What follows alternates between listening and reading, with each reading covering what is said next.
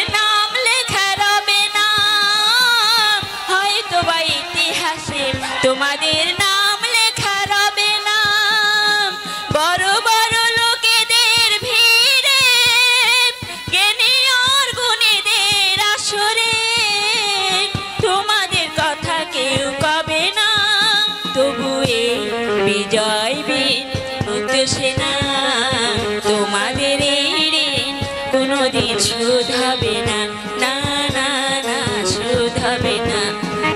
এক নদী রক্ত পেরিয়ে বাংলার আকাশে রক্তিম সূর্য আনলে যারা, তোমাদের এই ঋণ কোনোদিন শুধাবে না, না না না শুধাবে না, না না না শুধাবে না, না না না শুধাবে না।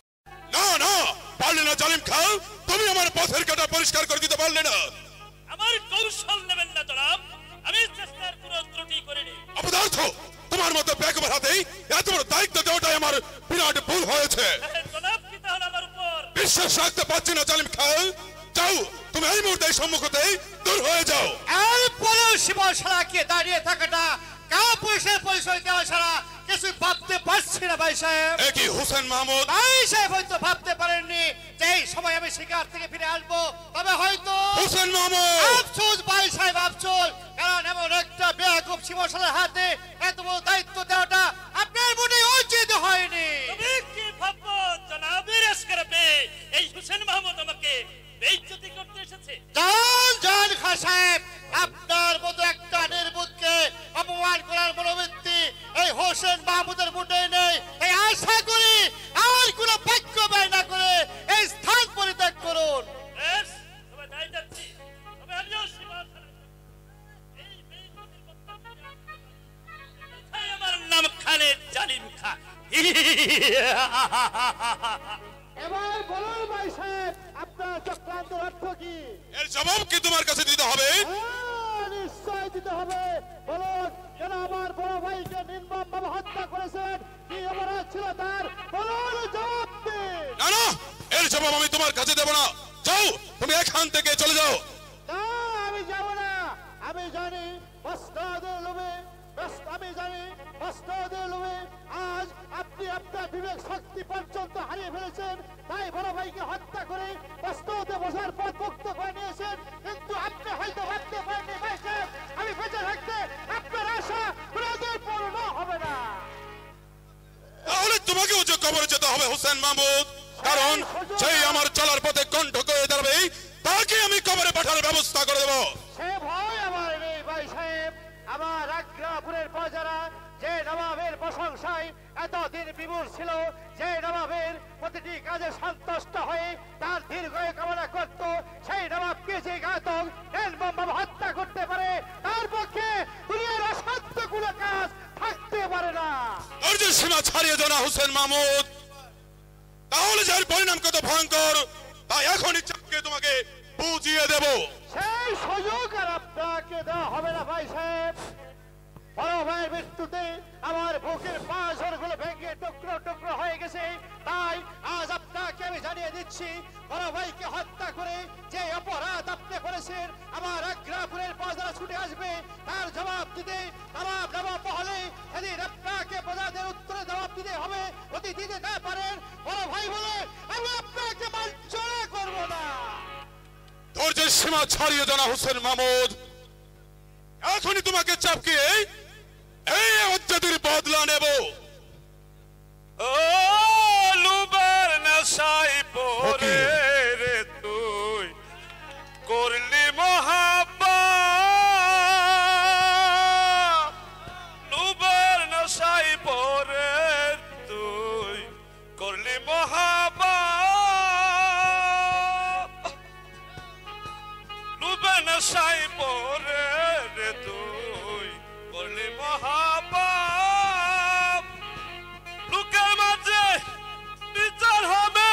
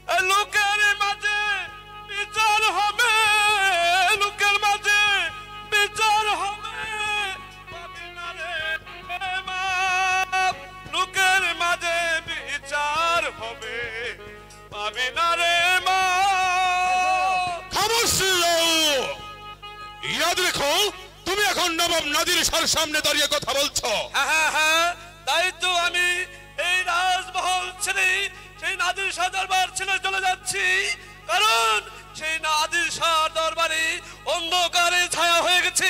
তাই আমি এই রাজ দরবার ছেড়ে সেই আলোর সন্ধানে চলে যাচ্ছি। যেখানে আলো আছে সেখানে আমি চলে যাচ্ছি, সেখানে চলে যাচ্ছি। ফকিরের কণ্ঠে কণ্ঠ মিলিয়ে আপনাকে আমি বলে যাচ্ছি নবাব, মসনদের লোভে যে ভুল আপনি করলেন সে ভুল আপনার একদিন ভেঙে যাবে। সেদিন মসনদ থেকে থাকবে না শুধু নবাব নাদির শাহ, নবাব নাদির শাহ। তুমি ইয়াদ রেখো হুসেন মাহমুদ, নবাব নাদির শাহ চলে যাওয়ার পূর্বে तमाम आगरा पोर्टल कब्रस्तानाয় পরিণত হয়ে যাবে। তবেই আমার নবাব নাদির শাহ।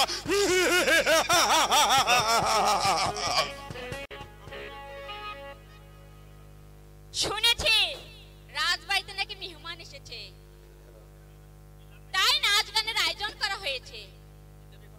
এই দেখি রাজার হুকুম, ভাবি সাহেবকে ফুলের মালা দিতে হবে। কিন্তু এই ফুল দিয়ে কি আর মালা গাঁথা চলে? ভাবি সাহেব জিজ্ঞেস করলে বলবো মেহমানদের কপাল মন্দ, তাই তো আজ আমি ভালো ফুল আনতে পারিনি।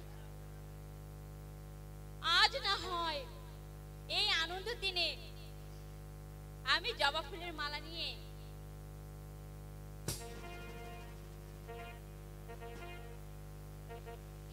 মনের সুখে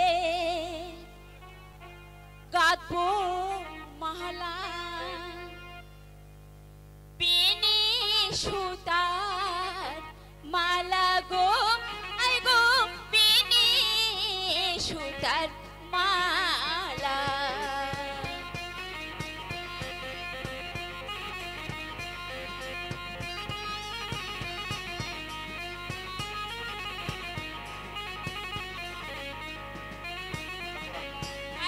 জানি নায়াত মধ্যে আমার হইয়াছে তালা গো, হয়েছে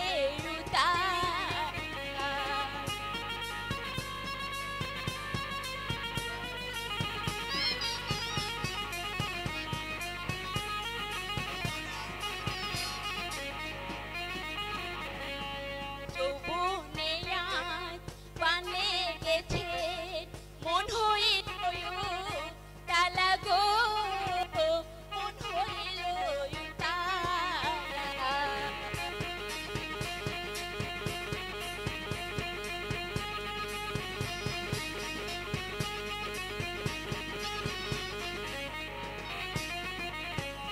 মনের সুখে গাঁথবো আমি বিনি সুতার মালা গো, বিনি সুতার মালা।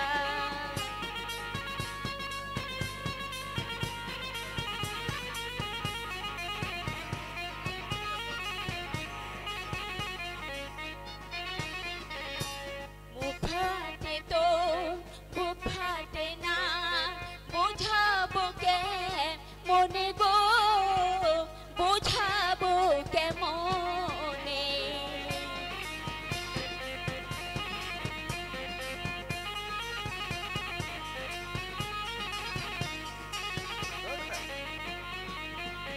আই গো মনের সুখে গাঁথবো আমি বিনি সুতার মালা গো, বিনি সুতার মালা।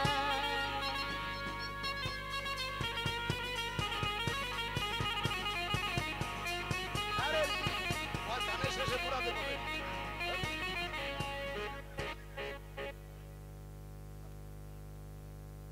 বাহ বাহ, চমৎকার। কে কে আপনি?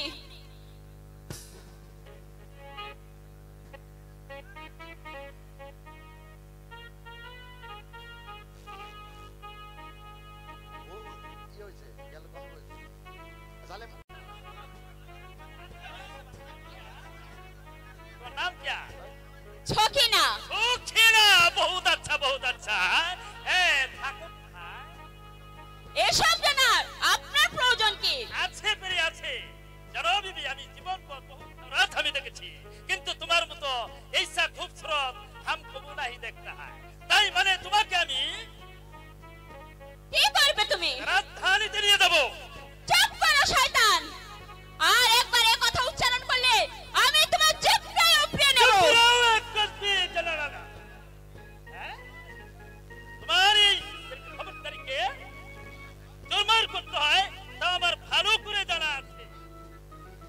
আর তোমার মতো বিদেশি জানোয়ারকে কিভাবে সম্মান দিতে হয় তা আমার ভালো করে শেখা আছে। এখনো বলছি, ভালো ভালো এখান থেকে বিদায় হও, নইলে নইলে জুতো মেরে সম্মান দেখাতে বাধ্য হব।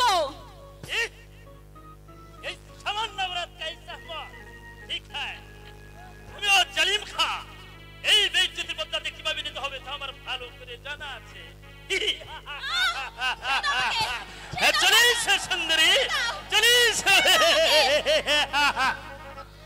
বুঝতে পারবে এই জালিম খার কেসা হিম্মত। না না, আমার হাত ছেড়ে দে লম্পট। লম্পট ছেড়ে দে পশু। তুমি হয়তো জানো না প্যারি, এই শত চেষ্টা করে জালিম খার হাত থেকে তুমি রক্ষা পাবে না। কি এত দূর? তবে রে শয়তানি বাচ্চা, এবার বুঝে নে এই হাতের মজা কত। শিয়ার ভরির বাচ্চা, এই খড়ি আমি তোর ইজ্জত লুটে নিয়ে এই বেইজ্জতের আমাকে বাঁচা। হুশিয়ার লম্পট, এমনি ভাবে আমাদের মা বোনদের ইজ্জত লুটে নেবার শিক্ষা তোমাকে কে দিয়েছে? বলো, জবাব দাও। শিয়ার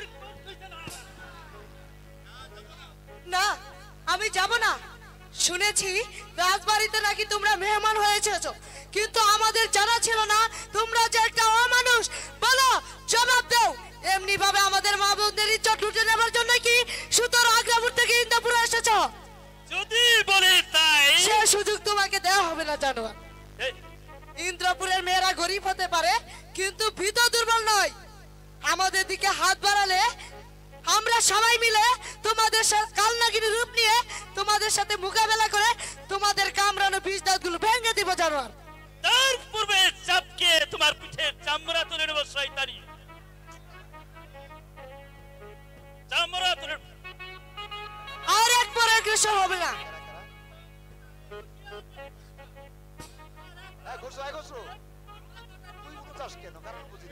যুবরাজ, তুমি এসেছো জালিম খার সঙ্গে যুদ্ধ করতে, তবে যে তোমার এই জীবনটা কুরবান হয়ে যাবে সে ভয় আমার নেই। নবাবের গোলাম আমার চোখের সামনে আমারই মা বোনের ইজ্জত নেবে আর আমি তা নীরবে সহ্য করব, তা হবে না শয়তান। আমি এখন তোমাকে কবরে পাঠিয়ে নারী নির্যাতনের প্রতিশোধ নেব। তবে বেশ, তবে এসো দেখা যাক কার অস্ত্রে কত তেজ।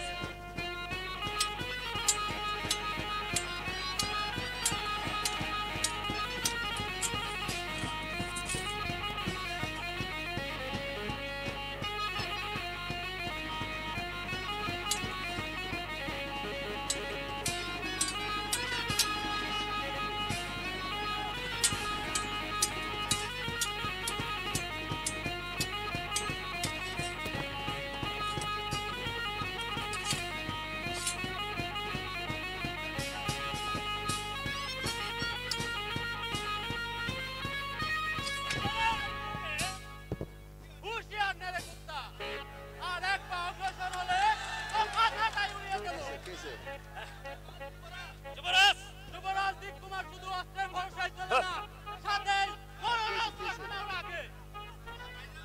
ভাইজান, এই শয়তান আমাকে। সে আমি বুঝতে পেরেছি বোন, এবার তোমরা বাড়ি যাও। আর আমি এই বিদেশি লম্পটটাকে বুঝিয়ে দিয়ে আসছি যে এটা তাদের আগ্রাপুরের মাটি নয়, এটা হচ্ছে ইন্দ্রপুর। তাই তাদের মা বোনের ইজ্জতের চেয়ে আমাদের মা বোনের ইজ্জত অনেক ঊর্ধ্বে। হ্যাঁ, আমি তাই যাচ্ছি ভাইজান।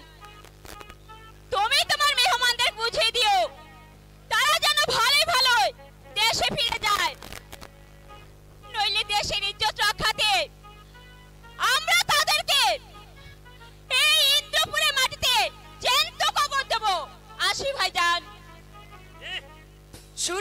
সন্ত্রাসী ভদ্রবেশী শয়তান, মেহমান হয়ে এসেছ, মেহমানদের মতোই থেকো, নইলে দেশে ফেরার সৌভাগ্য হবে না, বুঝলে?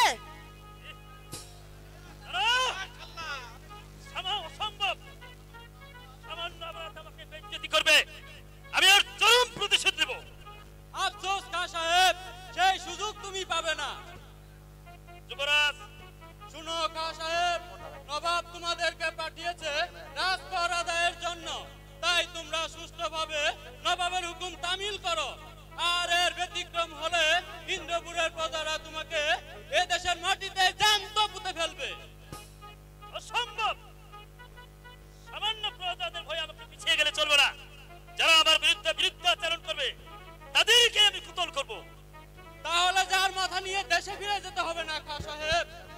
আমরা যেমন সমস্ত প্রজাদের অন্নদাতা, তেমনি তাদের ইজ্জত রক্ষার দায়িত্ব আমাদের, তাই এদের প্রতি নির্যাতন করলে আমরা তোমাদেরকে জবাই করতে বাধ্য হব। হুঁশিয়ার সাহেব, হুঁশিয়ার। বেয়াদব, সব বেয়াদব। নবাবের কর্মচারীকে কিভাবে সম্মান করতে হয় তারা শিখেলে, আগে বেদকুলুকের শায়েস্তা করে নেই, তারপরেই তামাম ইন্দ্রপুরটাকে আমি ধ্বংসের স্তূপে পরিণত করব, তবেই আমার নাম খানে খানে জালিম খাই। অভিযোগ অভিযোগ, সমস্ত রাজ্যের প্রজার অভিযোগ তুলেছে সিপাহী ছাড়া জালিম খান অত্যাচারে নাকি কেউ শান্তিতে থাকতে পারছে না, কিন্তু অসম্ভব, আমি রাজা সমুদ্র সেন বেঁচে থাকতে কোনোদিন বিদেশি শত্রুদের প্রশ্রয় দেব না। দেওয়ানজি,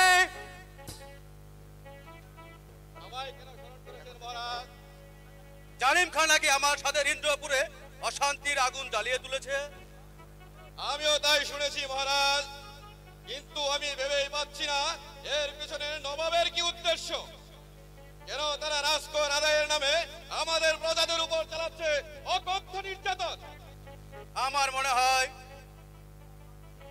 এই সম্পূর্ণ নবাব বাহাদুরের চক্রান্ত, নইলে 15 বছর পূর্বে আদির শাহ যে কর মওকুফ করে দিয়েছে, সে রাজকর আদায়ের জন্য কেন আজ নাদির শাহ উঠে পড়ে লেগেছে? তবু নবাবের অন্যায় আদেশ আমরা কোনোদিন মেনে নেব না, আমরা এই অন্যায়ের বিরুদ্ধে রুখে দাঁড়াবো। তাই করতে হবে দেওয়ানজি, অচিরে নবাব নাদির শাহর অন্যায় আদেশ জবাব দেওয়ার ব্যবস্থা দিতে হবে।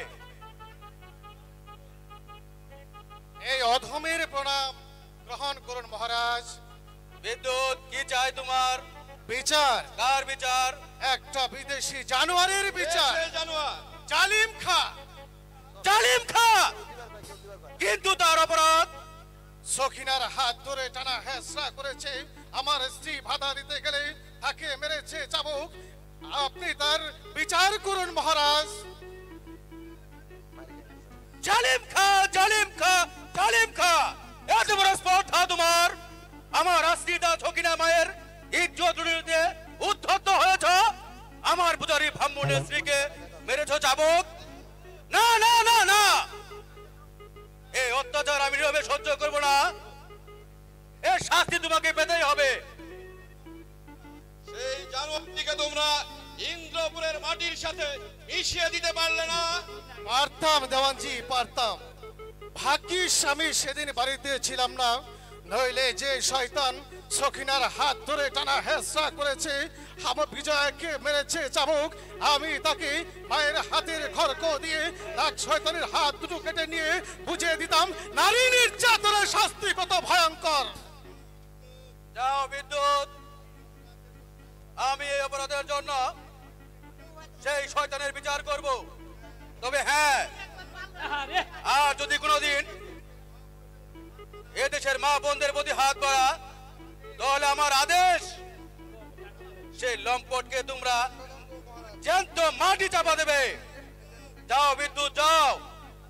তাই যাচ্ছি মহারাজ, কিন্তু যাবার আগে মায়ের নামে শপথ করে যাচ্ছি, ফের যদি সেই লম্পট কামন্ড লম্পটটাকে আমার চোখের সামনে কোন নারীর দিকে তেমনা দৃষ্টি নিয়ে তাকায়, তাহলে সেই লম্পটটাকে হত্যা করে এই নবাব দরবারে পাঠিয়ে দেব, নবাব দরবারে পাঠিয়ে দেব।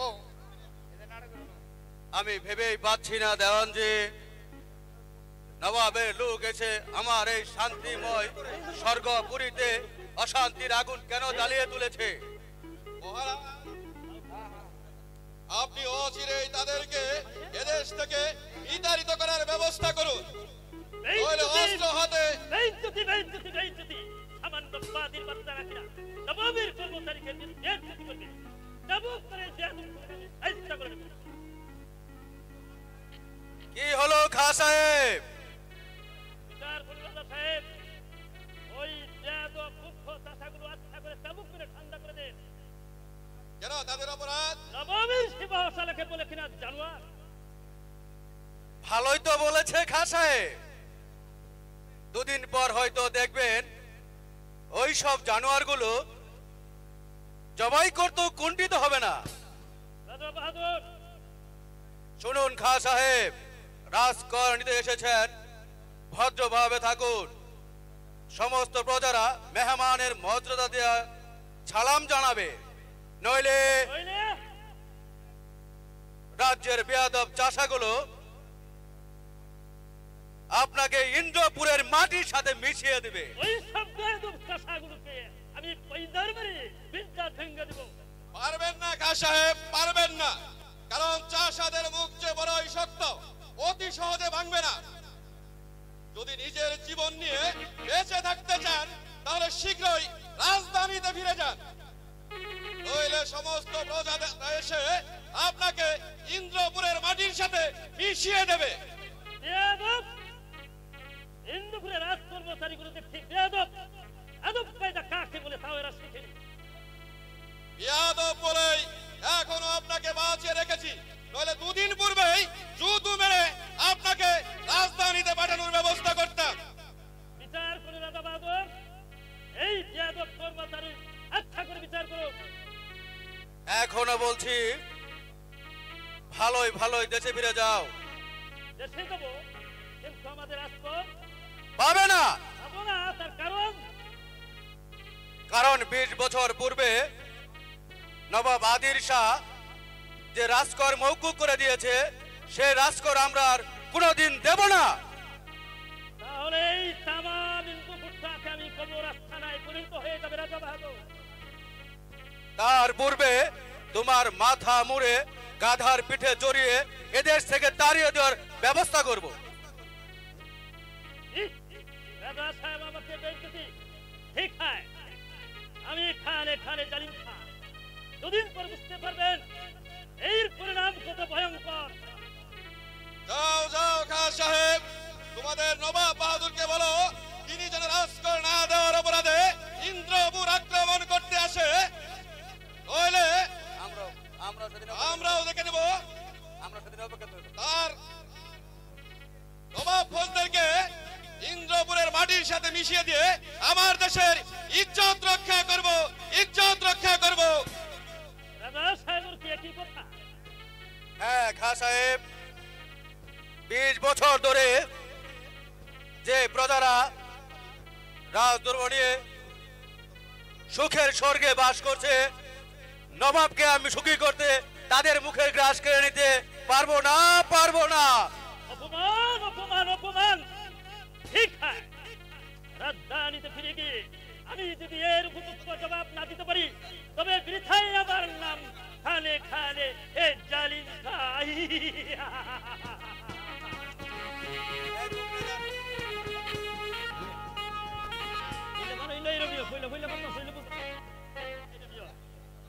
আশ্চর্য, খোদার সৃষ্টি মানব,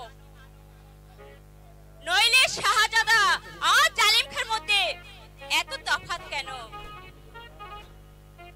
মনে হয় খোদা যেন তাকে নিজ হাতে স্নেহ মায়ার ভান্ডার খুলে দিয়েছে, নইলে শাহজাদা কেন বলবে সকিনা রোজ রোজ তুমি মালা নিয়ে আসবে, অন্য কারো মালা আমি গ্রহণ করব না। কিন্তু শাহজাদা কি আমাকে দুধ চায়? এইসব আমি কি ভাবছি? আমার কল্পনা কি কোনোদিন সত্যি হতে পারে? চোখে ঘুম আসে না, তোমাকে দেখার পরে,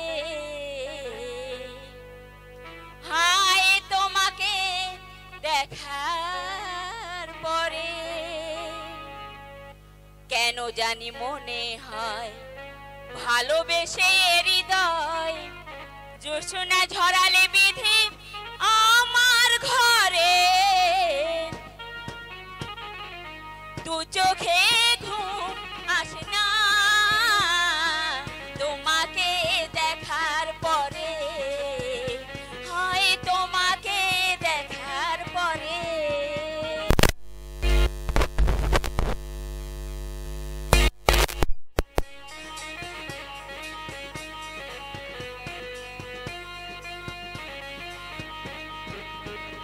ও জানলার গিল ধরে চেয়ে থাকে অধরে, কখন এসে তুমি দাঁড়াবে দুয়ারে।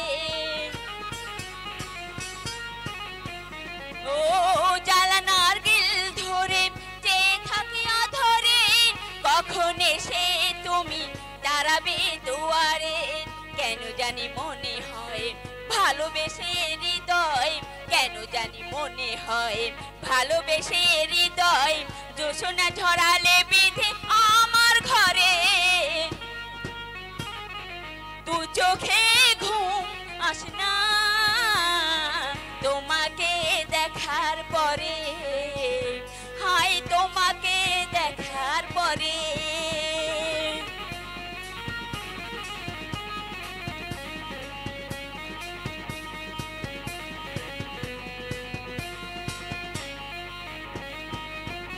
ও নীলিমা নীল ধরে মিশে আছে সাগরে, সে নামে তুমি এ নামে গভীরে। ও নীলিমা নীল ধরে মিশে আছে সাগরে, সে নামে তুমি এ নামে গভীরে, তোমাকে কাছে পেলে সারাটি জীবন ভরে, তোমাকে কাছে পেলে সারাটি জীবন ধরে, রাখবো বুকের মাঝে আপন করে,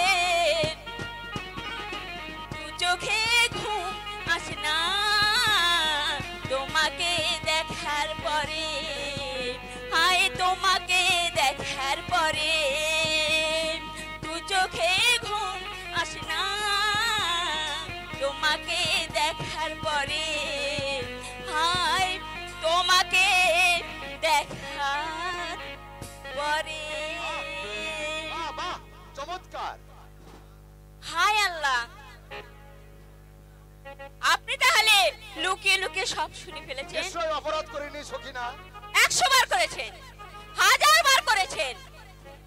আপনি আসবে জানলে আমি কিছুতে এই গান গাইতাম না। জানো সখিনা, তোমার সমুদ্র কণ্ঠের গাওয়া গান আমাকে পাগল করে দেয়। আমার মনে হয় আমি যেন তোমার গানের মাঝে হারিয়ে গেছি। শাহজাদা, সখিনা। না না শাহজাদা, এ আপনার কল্পনা মাত্র। আমি বাকি গাইতে পারি যে আপনাকে আমি আনন্দ দিতে পারবো। বহুত বহুত সখিনা, বহুত, যা আমি আর কখনো কল্পনা করতে পারিনি। থাক থাক হয়েছে, আর বাড়িয়ে বলতে হবে না। এই নিন শাহজাদা, গ্রহণ করুন শৌখিনের মালা। সখিনা, আজ মালাখানা খুব সুন্দর হয়েছে, তাই না শাহজাদা? তুমি যে তার চেয়েও সুন্দর সখিনা। তোমাকে যতই দেখি ততই দেখতে ইচ্ছে করে, মনে চায় সারাক্ষণ অপলক দৃষ্টিতে তোমার মুখের দিকে তাকিয়ে থাকি। শাহজাদা, সখিনা কাছে এসো। সখিনা, আমার কাছে এসো। যেদিন তোমাকে প্রথম দেখেছি সেদিনই আমি তোমার মাঝে হারিয়ে গেছি। শাহজাদা, এসো সখিনা, আমার কাছে এসো। শাহজাদা, সখিনা,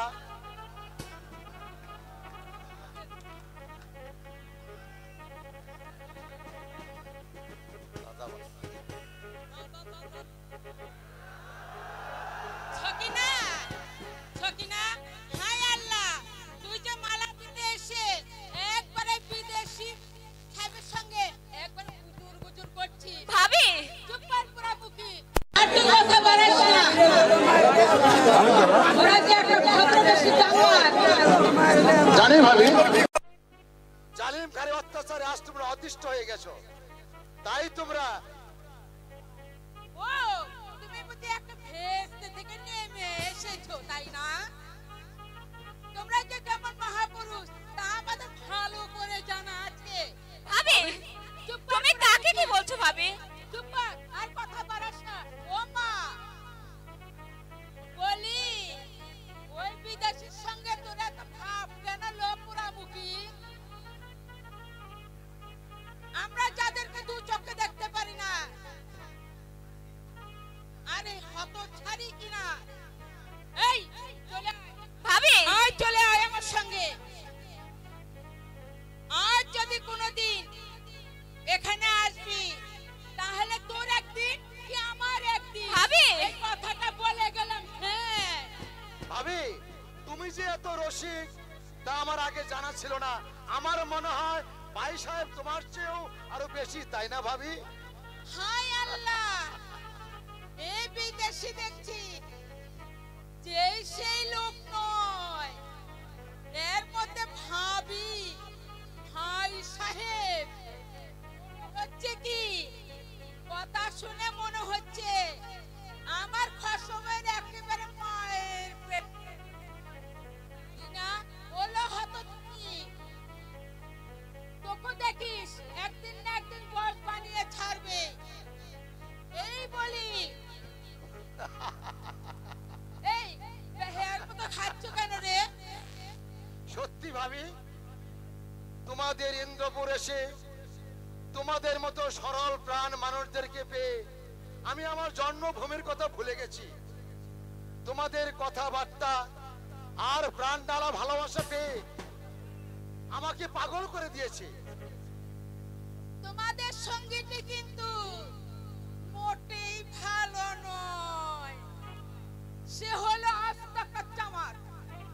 ভাবি আমার কিন্তু ও বুঝেছি, শরম লাগছে বানি তাই না? তবে জানা কে তোকে এবার আটকে রেখেছে? ভাবি হ্যাঁ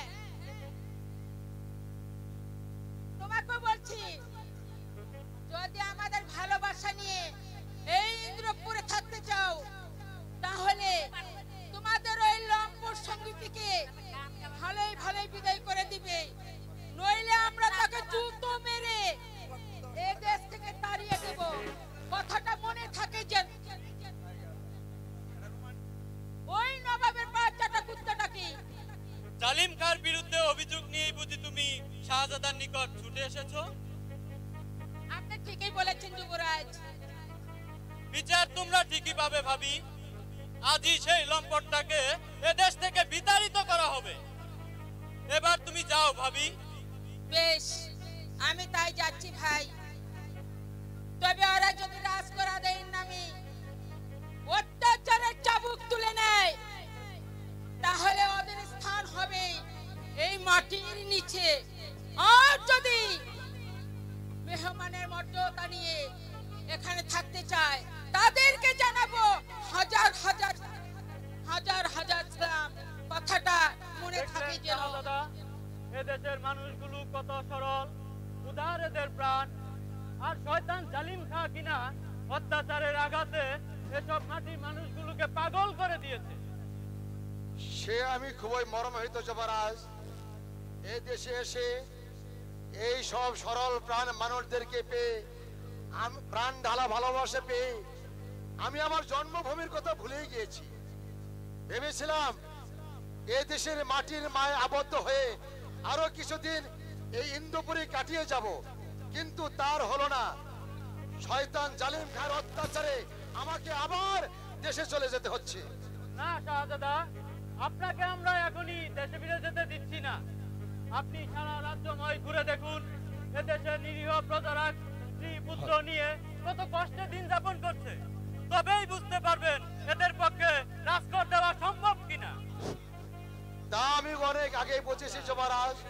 তবে সবচাইতে বেশি সান্ত্বনা পেয়েছি এই ভেবে যে ইন্দ্রপুরের দিনহীন প্রজাদের পেটে ভাত না থাকলেও এদের মুখের হাসি, প্রাণ ডালা ভালোবাসা এখনো বিলীন হয়নি যুবরাজ।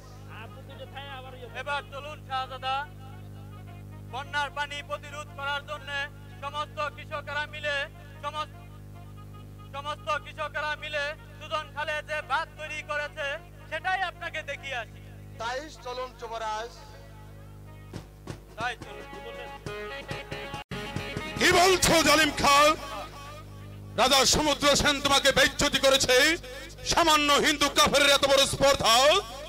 শুধু তাই নয় জনাব, তিনি আরো বলে দিয়েছেন পুনরায় রাজকর আদায় করতে গেলে মাথা মুড়ে ভুল ঢেলে গাধার পিছনে চড়ে ইন্দ্রপুর থেকে বিতাড়িত করবে আমাদের। না না না, অসম্ভব। নবাব নাদির শাহ কোনদিন একটা কাফেরের উদ্ধতাকে সহ্য করবে না।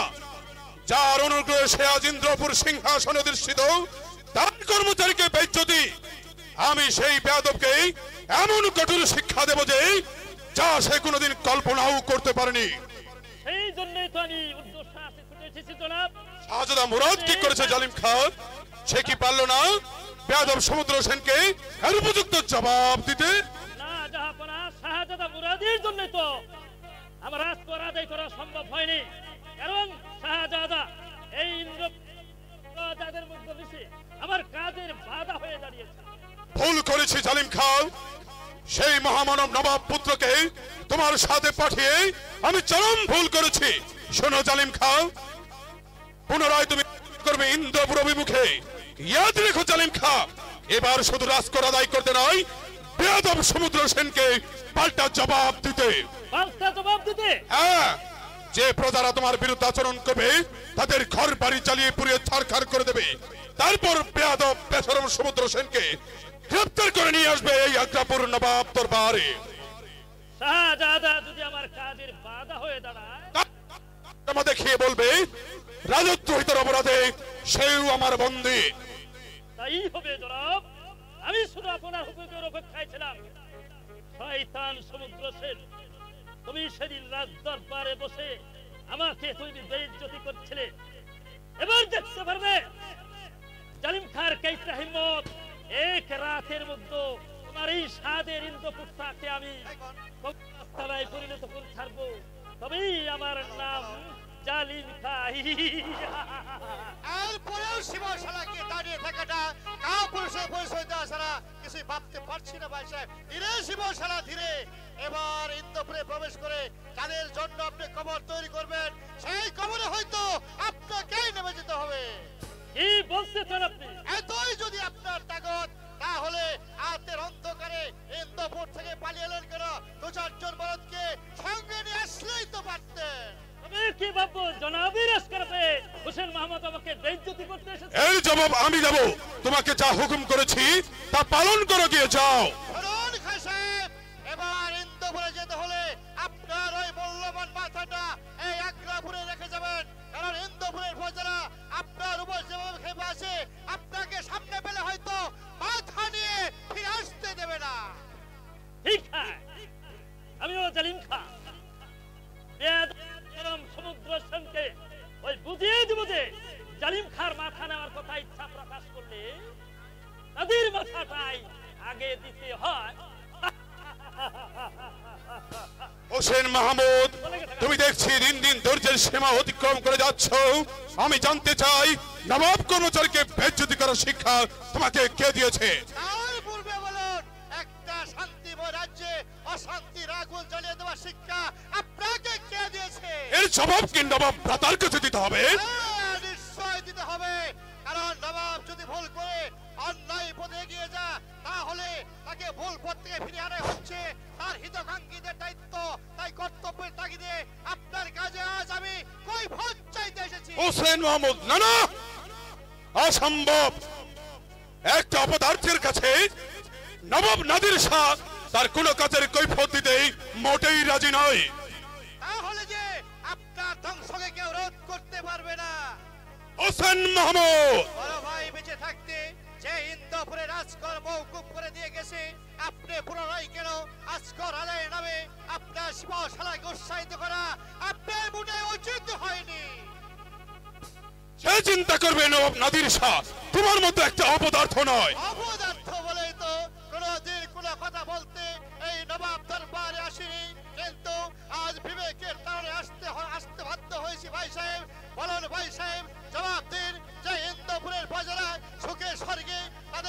পল্টনে বাস করতেছিল, যে রাজার বিচারে খুশি হয়ে তাদের রাজাকে ন্যায় ভুজা দিচ্ছিল, আপনি কেন জল্লাদ পাঠিয়েছেন সেই স্বর্গপুরীকে কবরস্থানায় পরিণত করার জন্য? তার রাজকর্ত তাই নাই, অপরান্ত নবাব কর্মচারীকে বেজ্জতি করেছে। সেটাই তো ভালো করেছে। আমি হলে সেই জানোয়ারটাকে এই ইন্দ্রপুরের মাটিতে জ্যান্ত সমাধি দিতাম। হোসেন মাহমুদ, এখনো বলছি ভাই সাহেব, ভালো লম্পট জালিম খাকে অবরোধ থেকে ফিরে আনুন, তাইলে কর্তব্যের তাগিদে আমাকে অস্ত্র হাতে ছুটে যেতে হবে ওই ইন্দ্রপুরের মাটিতে। তারপর আপনাদের মতো জানোয়ারদেরকে একটা একটা করে হত্যা করে বুঝিয়ে দিব যে বেঈমানের রাজত্ব বেশি দিন নয়। আমার সুরাও বাদ্যবেজ, তুমিও ইয়াদ রেখো, আমি এখন তোমার ভাই নই, এই আগ্রাপুরের নবাব। তাই নবাবের বিরুদ্ধে বিদ্রোহ করার শাস্তি তোমাকে পেতেই হবে। কারণ এতদিন ভেবেছিলাম তুমি আমার ভাই, কিন্তু এখন দেখছি তাও না, তুমি আমার পরম শত্রু, পরম শত্রু। নিজের ভাইকে যে হত্যা করে মসনদ অধিকার করতে পারে তাকে আমি ভাই বলে মেনে পারছি না। কেরামত বলুন হুজুর, আপনার জন্য কি করতে পারি? আমার সোরানিয়া বুড়া কোন শালা বলে আমি বুড়া? আরে বুড়া নয় হারামজাদা, আমার সোরানিয়া। ও বুড়া বাইরে অপেক্ষা করছে, তাকে নিয়ে আসবো। তোর মাথা হারামজাদা। ব্যথা না হুজুর, আমার কোনো ব্যথা ট্যাথা নাই। এই এই হারামজাদা, তোকে আমি কতল করব। মানে আমার সোরানিয়া। মানে আমাকে নয় হুজুর, জাহাবনাকে। উনি যে মানা করেছে আপনাকে সূরা দিতে। বেশ, তাহলে ভাইজিদেরকে ডাক। কি বললেন? মাইজি? না হুজুর, আমার কোনো মাইজি টাইজি নাই, তবে ডাকবো কাকে? এই এই হারামজাদা, কে বলছে মাইজি? ভাইজিদের ডাক। ও মাইজি, সে কথা একটু জোরে বলবেন তো? যা ইয়া। ওরে বাপরে, তবে আর রক্ষা নেই। বাইজিদের নুপুরের রুনুজুনু যাপনা শুনতে পেলে আমার গাড়ি আর মাথা থাকবে না। এই এই হারামজাদা, যা ভাইজিরে যা। তাই যাচ্ছি হুজুর, তাই যাচ্ছি।